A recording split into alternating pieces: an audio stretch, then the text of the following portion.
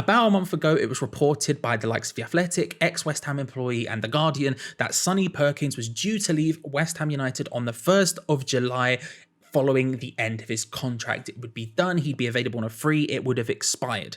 Now, Claret and Hughes said the exact opposite. They said they'd been told by a key source that actually he had 12 months left of his contract and that he would be a West Ham United player for another year. It's always fun in these sort of situations where you have conflicting reports from rival people to speculate, to go wild, to have arguments amongst ourselves about who we think's more accurate and who we should believe and all of those sort of shenanigans. And let's be real, we did that exact same thing on Hammers Chat. You know, Gio spoke about it on this channel. Gonzo spoke about it on that channel, talking about the conflicting reports, their opinions on the matter. My stance was, let's just wait and see, because unlike a lot of these sort of things where you see these conflicting reports, we were going to find out in less than a month at the time of reports which one was the most accurate. We were going to find out exactly what was happening, because July 1st rolls around. Does Sonny Perkins still have a contract at West Ham United? If the answer is no, we know what happened, right? And yesterday we found out West Ham United posted on the club website a statement. Sonny Perkins has indeed left West Ham United on a free contract. Now, I wasn't expecting to find out in such a furious manner, because I'm going to be real, this is one of the more angry statements I've ever seen West Ham United put out. The tone is spicy, ladies and gentlemen. It doesn't start that way though. It starts off pretty regular. Okay, quote, West Ham United can confirm 18-year-old Sonny Perkins has left the club. Perkins, who joined the West Ham Academy at the under-14 level, rejected the club's offers of a professional contract.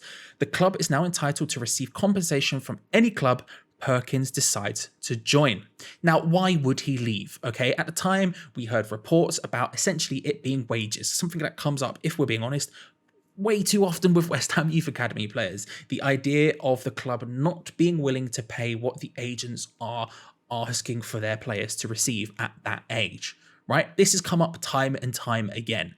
However, West Ham, in very angry ways, have suggested that potentially there is a different reason. Quote, the second half of the statement.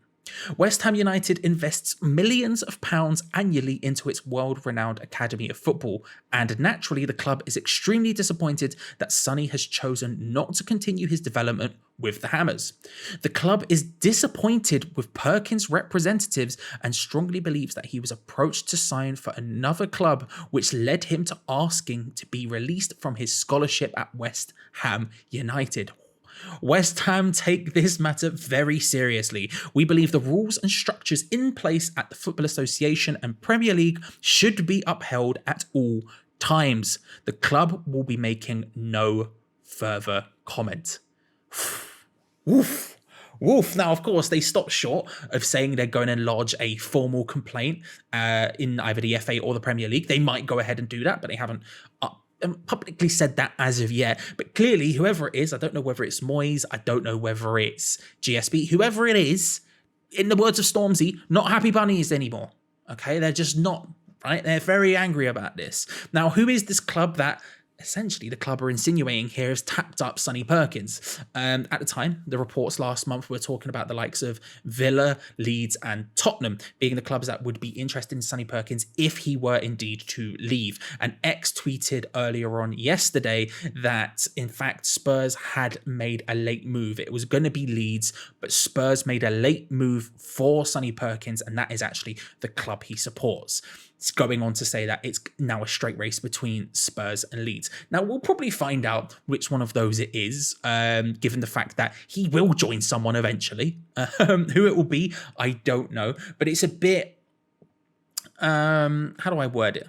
Screw it. Now's the time to speculate, right? Because now we have it. We'll obviously find out at some point. But let's run wild, shall we? Now we're here. We might as well do it. West Ham are going wild. Why won't we? But before we do that, I should say to remind you that it's the beginning of the month, which means patreon.com/HammersChat. Link in the description below is something you should be looking at. Because the earlier you do it, the more bang for your buck you get, because you get charged when you join, you get charged at the beginning of the month. There is tons of extra stuff going on over there. We're talking extra video series from Gio Gonzo. You're talking an extra video series from me if you really want that. You're talking audio video versions of all the videos done by the brilliant Rebecca, if that's the sort of thing you're aiming for. We have exclusive Q&As over there with big West Ham people, and I said this yesterday in the video, and I'll tell you again, Gio has told me a list of people he wants to get on in the next sort of 3 months, and fire. And if you want your opportunity to say some questions to these people, and make sure you head on over there. Basically, there's a tons of stuff, free giveaways, loads of it. Basically, link in the description below, patreon.com/HammersChat. Have a gander if you haven't already. We've completely re-overhauled it. Advert coming next week, probably. Now let's get to the rampant speculation, shall we, ladies and gentlemen? Why did the club put this statement out? I mean, the obvious thing is they're furious that, Sonny Perkins is being tapped up, but is there anything we can speculate about that? No, not really. We'll find out if he joins Tottenham, then we'll say, oh, Tottenham tapped him up. If he joins Leeds, oh, Leeds tapped him up. But I think there's other things we should maybe take into consideration, because West Ham youth players leaving, especially highly thought of ones, is becoming a trend that is maybe a bit too common, and I'm not super keen on it. Was the statement actually influenced by the likes of Ngakia leaving under, let's be real, quite similar circumstances? I mean, the board since Reece Oxford have been very scared to give youth players the contracts that their agents ask for. Now, this isn't a suggestion of saying we should bend over backwards and just give them everything they want first time. Far from it. But clearly, there is something working in structure, and youth player contract wages aren't working as they should, because this has happened with Oxford, it happened with Rice, it happened with Ngakia, I think it happened with Ben Johnson as well, correct me if I'm wrong, and now it's happening with Sonny Perkins. And it probably will go on to happen again and again and again, because clearly we aren't super into the idea of giving them wages anywhere close to what they think they're worth. Now, again, I'm not suggesting we bend over backwards and just give them everything at first. But clearly, this push and shove is ending with a lot of these players leaving, a lot of high potential young players leaving. And for a club who literally in the statement for this call themselves the Academy of Football, that's probably quite a bad look. The other reason I thought of is maybe is there other unhappiness in the youth setup, and this is kind of a way to shift away from that, saying, oh, he's leaving because he was tapped up, as opposed to the fact he was unhappy about his game time. I mean, Moyes isn't exactly known for playing youth players, is he? Let's be honest about it. I think most people have that as one of their gripes. I think even some of Moyes' most ardent fans would say that the fact he doesn't put more faith into some youth players is frustrating. It is for me. I'm not one of his most ardent fans, certainly, but when we have, for example, the centre-back situation earlier on this year, where there's only one fit senior centre-back and we're trying to do everything in our power not to play Elise or Baptiste, including playing a back three with two fullbacks in it, there's an issue here. We need to be putting our faith in these players more often, because otherwise, what's the flipping point in them being in the squad otherwise? And maybe that's what Sonny Perkins has seen. We can talk about wages like we did with Ngakia, but actually, game time could be just as big an issue. Now, Ngakia had a legitimate claim to being potentially a first choice right back at West Ham at that time. He played brilliantly in the games he had and everything else, but West Ham decided that he didn't want to, they weren't going to back that beef, and so he left. Wages were a claimed point, but it was more likely game time, right? Perkins doesn't have that. However, there is only one striker ahead of him. There is literally one striker at the club, and that's Mikel Antonio. And even then, Perkins only made three appearances for the club. He made 9 additional appearances on the bench where he didn't manage to get on. But if you dig deeper into those 3 appearances in terms of time, which I have done, and I wanted to get this right, 12 minutes in his debut against Vienna, 87 minutes in a dead rubber game against Zagreb, and then his final appearance, 3 minutes against Leeds in the Premier League. 102 minutes is not exactly a lot of time. Far from enough time to judge, at least from me and you, because I know the second I say, well, he didn't play enough, people go, well, he had his chances and I wasn't too impressed with him. I understand that's going to be your response, and I don't necessarily disagree. I wasn't particularly enamored by his performances either when he played in those minutes, right? But 102 minutes is far, far from enough time to try and judge a player, especially when they're jumping up from youth level to Premier League level first time. It's just not going to happen. And so the idea that he had enough time to prove that he was good enough for this level is frankly just nowhere near accurate for me. Now, the other thing is that he might not suit Moyes' style, which I think is a much more accurate appraisal. For those of you who've seen Sonny Perkins play more than I have, because I'll be real, I've only seen some bits of him in the youth team and then all of his first team appearances that I did on the watch-alongs, by the way, coming back this season, get hyped. I can't speak about that. Maybe you can.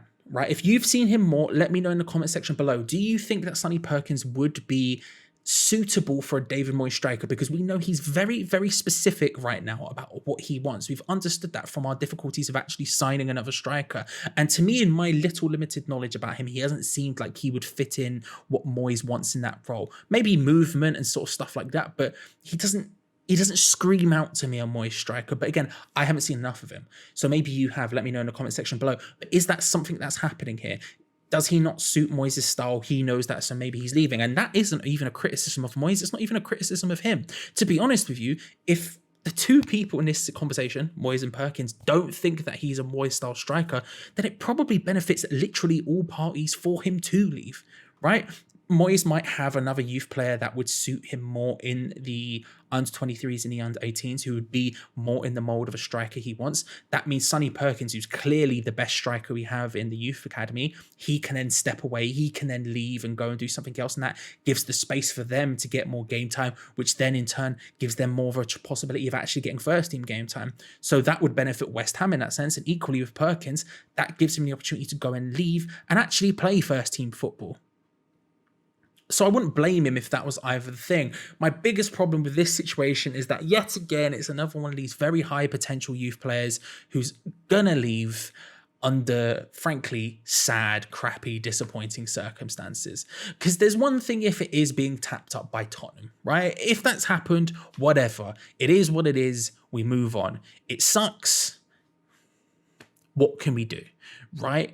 But I still feel like there's something more we could have given him. And if it is Tottenham, similarly with, we say with Declan Rice, fair play, it's the club you supported, go and have fun at the club you supported, I respect it. But if it is someone else like Leeds, we need to be asking questions about why someone like Sonny Perkins would prefer to go to Leeds and not stay at West Ham, a West Ham squad which is very thin. We need to maybe ask ourselves what we can do more to try and keep players like that, because I don't want to see this cavalcade, a continuous, not cavalcade, that's rude, but a continuous crop of youngsters leaving, going out the door in crappy circumstances. Sonny Perkins, he shone bright at West Ham, right? He came in at the under 18s level last season and ended with appearances for the first team. He was someone that people cried out for at one point to get game time. He's someone who has had opportunities in the Europa League and the Premier League. He's had a couple of appearances, but someone who has bags of potential. And I wish him the best of luck if he has gone to go do other things and to play first team football, then good luck. That doesn't mean it doesn't suck. It does. I don't want it to, but unfortunately it does. And that's sort of where we're at with this situation. How do you feel about Sonny Perkins leaving West Ham? Do you have a different opinion than me? Let me know in the comment section below. Are you disappointed? Are you angry? Do you think he's at fault? Do you think Moyes is at fault? Do you think GSB are at fault? There's a lot of different permutations here of what could have actually happened, and I'd love you to let me know what it is. Make sure if you haven't already to subscribe, hit the bell notification for extra videos, because we've got tons of stuff coming up. Pre-season matches are running away and the transfer season is hotting up. Ladies and gentlemen, we're going to have plenty more to talk about and to look into. If you haven't already as well, check out patreon.com/chat, link in the description below. Until next time, come on you irons, and I'll see you later. Bye everyone. See you later.